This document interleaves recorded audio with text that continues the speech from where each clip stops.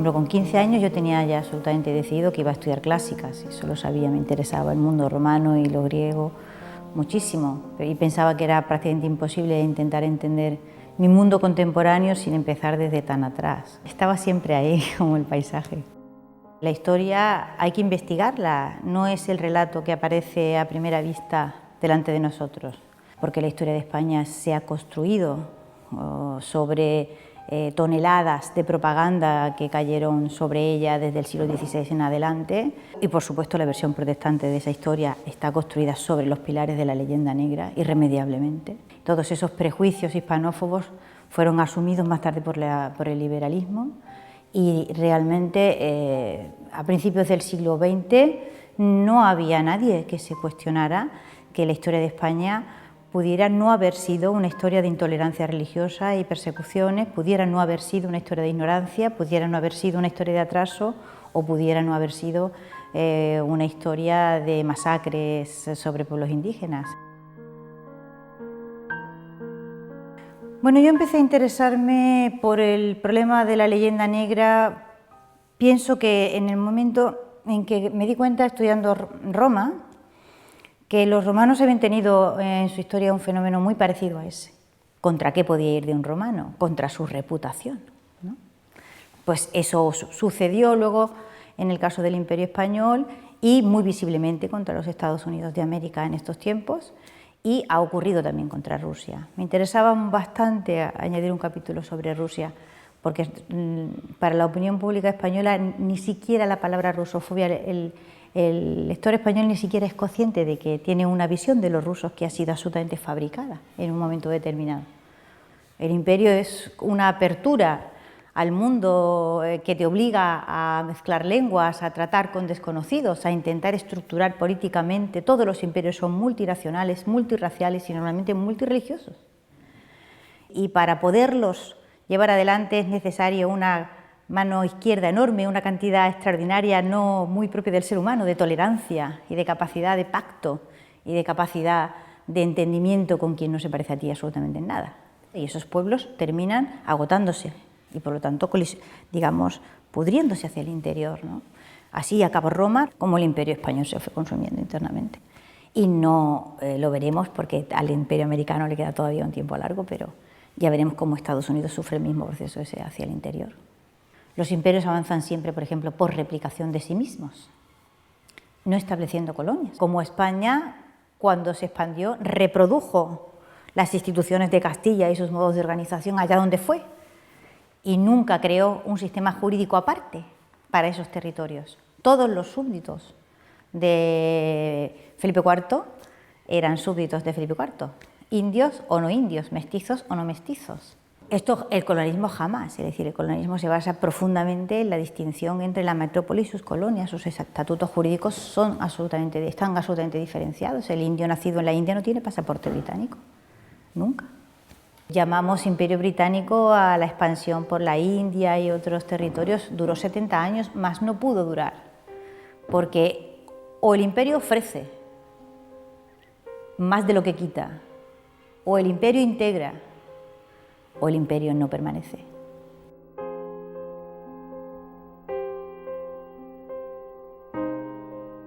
Una cosa muy buena que tienen los imperios es que son patológicamente burócratas, y entonces dejan documentos por todas partes, ¿no? Y uno ve esos crecimientos de población que se producen en las grandes ciudades de América y lo puede contrastar pues, con los crecimientos, o sea, con las oleadas, digamos, de españoles que van para América, y se da cuenta de que los españoles son muy pocos, son siempre muy pocos. ¿Y quién llenaba Ciudad de México, y Veracruz, y Guanajuato, y Lima, el Cuzco, en fin? Ciudades que en el momento de la independencia muchas tenían más de 100.000 habitantes, que eran mejores que todas las que había en la península ibérica, sin discusión. ¿Quién las llenaba? Sí, no podían ser españoles, tantos no habían llegado allí.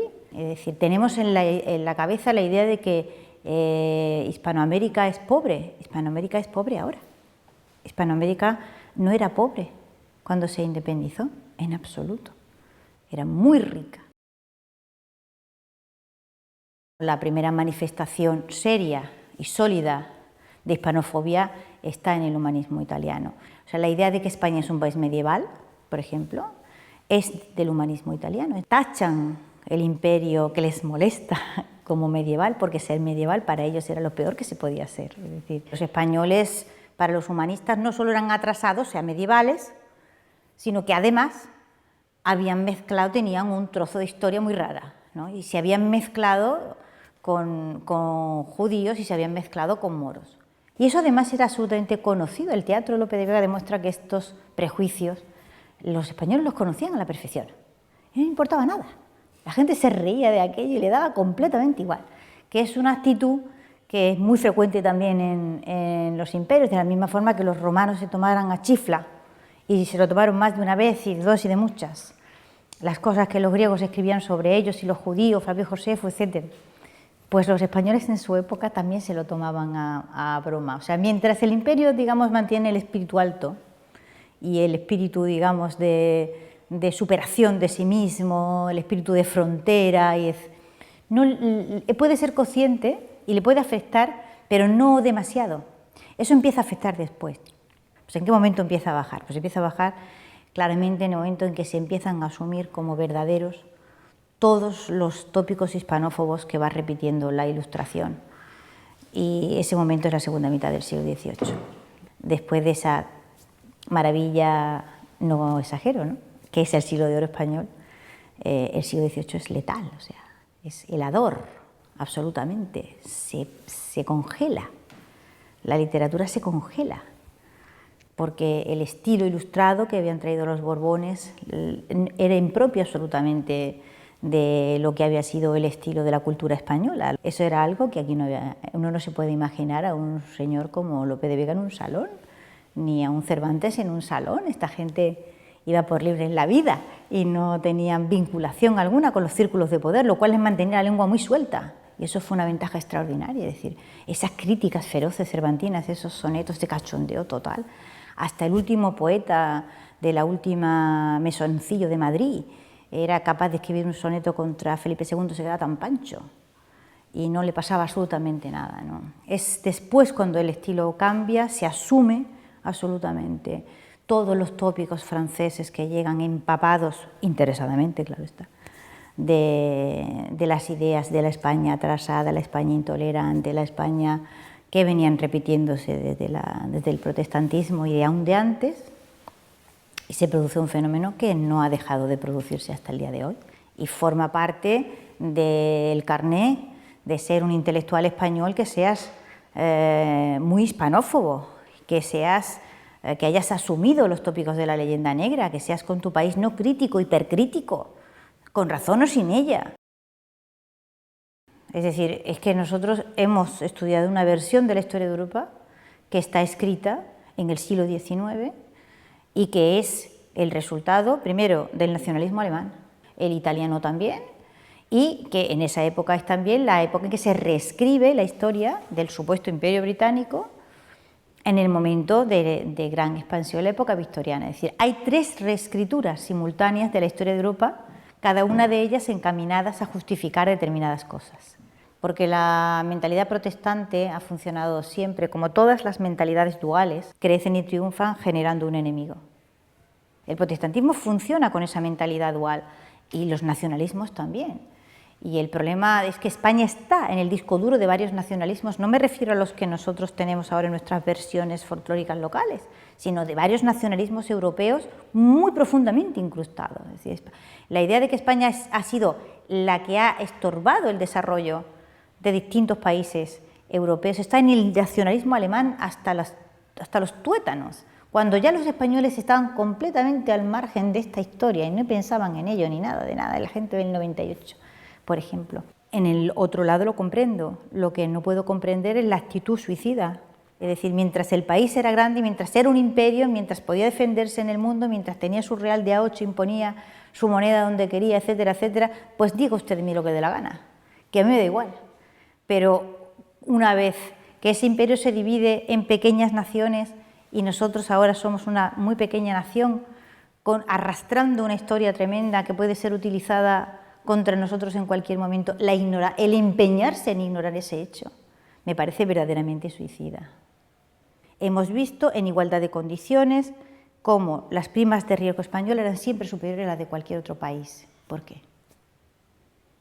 No hay que investigar mucho, solo hay que echarle un vistazo a la prensa económica extranjera, Economist, Financial Times, etc., y ver, y leer. Y otra vez están ahí, todos los viejos tópicos. De España, un país indigno de merecer confianza, no se puede confiar, eso es territorio Arapahoe. Territorio africano, son raros, están en Europa con un pie dentro y otro fuera, tienen una historia diferente y aparte, ellos no son como nosotros, etcétera, etcétera. Luego desconfiamos de ellos, luego le prestamos dinero, pero con más intereses. Y esto ha sucedido así. Y la mayor parte de los españoles creo que no lo sabe. ¿Con qué herramientas? ¿Con qué armas? O sea, la prima de riesgo de España sube un punto y medio más, hasta 2, más incluso, y nadie le dice a la gente por qué. Eso hay que contarlo, porque lo último ya que le puede pasar a uno es que te abofetee y no veas siquiera quién te está dando las bofetadas, ¿no?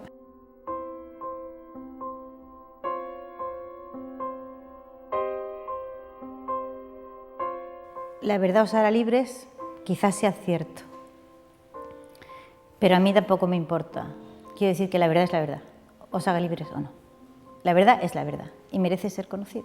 A mí me resultó maravilloso descubrir ese mundo de pactos que había habido en América, ¿no? Conforme los españoles avanzaban. América Latina está llena de celebraciones de pactos, que ya se han olvidado que fueron pactos. Pactos que en un momento dado se hicieron pues, con los mapuches, con los totonacas, con los muiscas, con los payos, con los ópatas, con los, yo qué sé, tropocientos mil.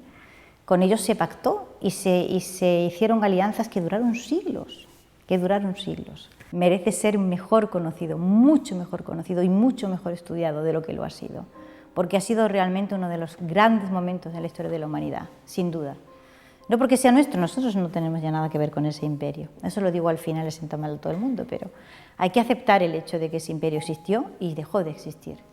Y lo construyeron nuestros antepasados, antepasados que son antepasados nuestros y de los mexicanos y de todo el mundo. Nosotros de ese imperio no somos más que un cachito desgajado y nada más.